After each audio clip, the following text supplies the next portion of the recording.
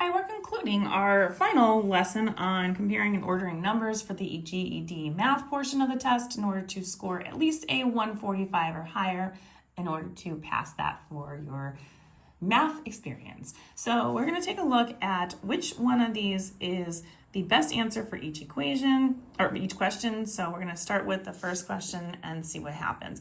So when stacking items, the heaviest items should be placed at the bottom. Starting at the bottom in order which items are weighing 45 pounds, 40 pounds, 50 pounds, and 48 pounds should be stacked.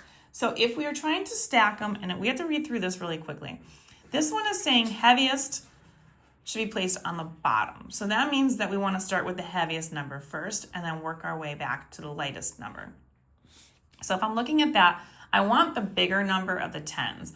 So since 5 versus 4 is starting off my numbers, obviously 5 is bigger than 4, so that means that the first two options are not an option because these are lighter and then these. So it's either going to be C or D.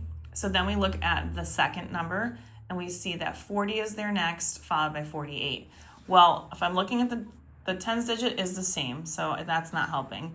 In this case, I want the bigger digit. So in the ones position, I have either 0 versus 8.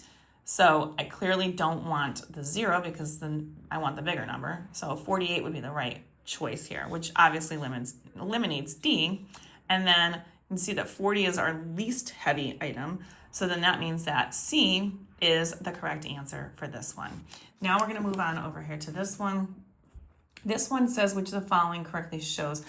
This is 1,543,976 rounded to the nearest 100,000. So 100,000 is that 5 that you see right here. So 100, this is ones, tens, hundreds, thousands, 10,000s, 100,000s. So I'm looking for that 5. So I want to know after that 5, look at the 4 and say, does that 4 round the number up or does it keep it the same?